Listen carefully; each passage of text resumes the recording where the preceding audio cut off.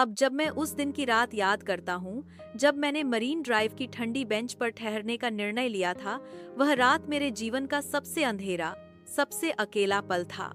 दिल्ली की मध्यम वर्गीय पृष्ठभूमि के बावजूद मुंबई की अंधेरी गलियों में सिर्फ एक ड्राइविंग लाइसेंस और अभिनय का जुनून लिए मैं ठगा हुआ महसूस कर रहा था। न रहने की जगह थी, न पहचान थी, सिर्फ एक आवाज थी जो रेडियो ने अनफिट कहा था।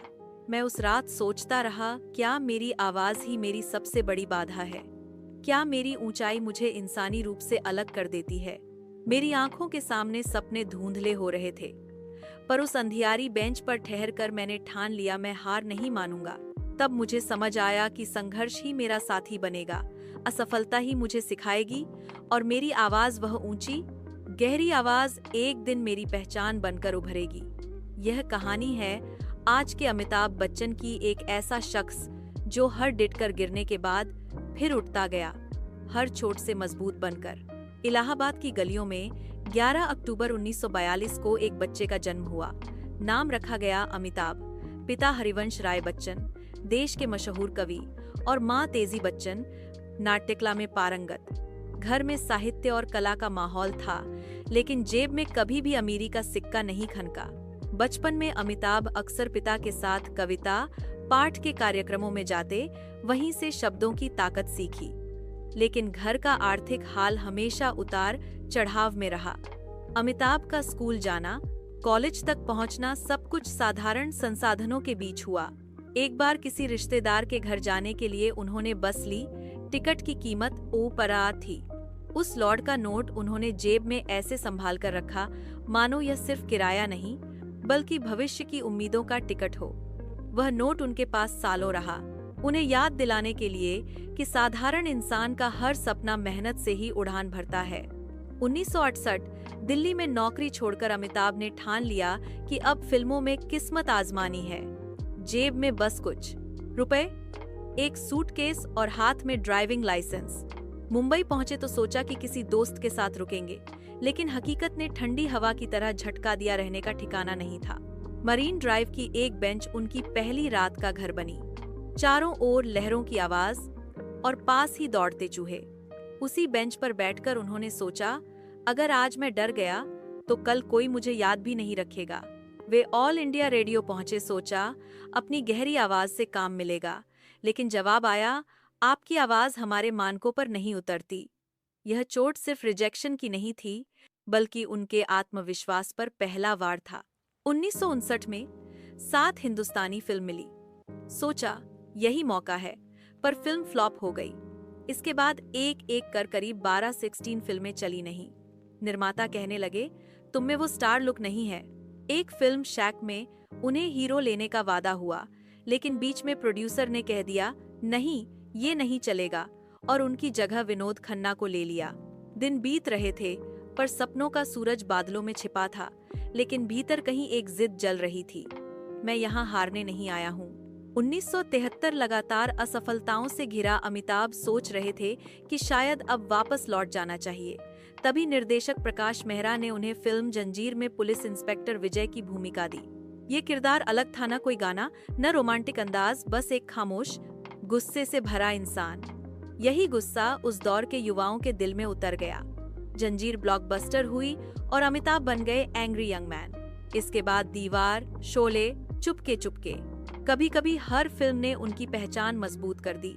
लेकिन इस चढ़ते सूरज के पीछे एक सच्चाई छिपी थी। अमिताभ को खुद भी अंदाजा नहीं था कि जीवन जल्द ही उन्हें मौत के दरवाजे तक ले जाएगा। 1982 फिल्म कूली की शूटिंग हो रही थी। एक सीन में अभिनेता पुनीत इस्सर को अमिताभ को मुक्का मारना था और उन्हें पीछे गिरना था। गिरते समय उनका पेट लोहे के कोने से टकरा गया। पहले तो लगा मामूली चोट है, लेकिन कुछ ही घंटों में हालत बिगड़ने लगी। आंत फट चुकी थी, अंदरूनी खून बह रहा था। डॉक्टरों ने तुरंत सर्जरी की, लेकिन एक वक्त ऐसा भी आया जब उनकी नब्ज रुक गई।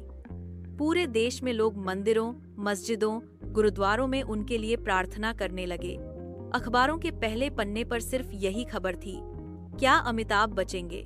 45 दिन बाद वे धीरे धीरे ठीक हुए।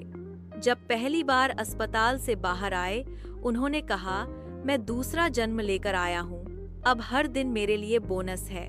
1984 राजीव गांधी के कहने पर अमिताभ ने इलाहाबाद से चुनाव लड़ा और भारी मतों से जीतकर सांसद बने। शुरुआत में लगा कि अब वे देश की सेवा करेंगे, लेकिन राजनीति का खेल फिल्मों से कहीं अधिक जटिल था। विवाद, आरोप और मीडिया की निगाहों ने उनका मन तोड़ दिया। कुछ सालों बाद उन्होंने साफ कह दिया, राजनीति दलदल है और मैं उसमें फंस चुका हूं। उन्होंने इस्तीफा दिया और वापस फिल्मों में लौट आए, लेकिन वापसी का रास्ता उतना आसान नहीं था। नई पीढ़ी के सितारे आ चुके थे और दर्शकों का स्वाद बदल गया था। 1994 अमिताभ ने सोचा कि अब फिल्म इंडस्ट्री के अनुभव को व्यवसाय में बदला जाए। उन्होंने बनाई company Amitabh Bachchan corporation limited (ABCL). सपना था फिल्म निर्माण, म्यूजिक, इवेंट मैनेजमेंट सब एक छत के नीचे। 1996 में ABCL ने मिस वर्ल्ड पेजेंट का आयोजन भी किया, जो भव्य था लेकिन आर्थिक रूप से भारी नुकसान दे गया। साथ में बनाई गई फिल्में भी फ्लॉप रहीं। धीरे धीरे कंपनी पर कर्ज का पहाड़ चढ़ गया, करीब 406 करोड़। स्थिति इतनी बिगड़ी कि घर और बंगला तक गिरवी रखने पड़े। लेनदार रोज दरवाजे पर आकर पैसे मांगते, धमकियां देते। अमिताभ ने एक इंटरव्यू में कहा, मेरे पास बस एक टेलीफोन बचा था जिससे मैं मदद मांग सकता था। एक दिन जब वे अपने माता पिता के साथ कार से निकल रहे थे, भीड़ में से किसी ने जोर से गाली दी। वह गाली सीधी उनके परिवार के सामने पड़ी। अमिताभ ने कहा, वह मेरे जीवन का सबसे शर्मनाक पल था। पैसे की कमी, करियर में ठहराव और अपमान ने उन्हें तोड़ दिया।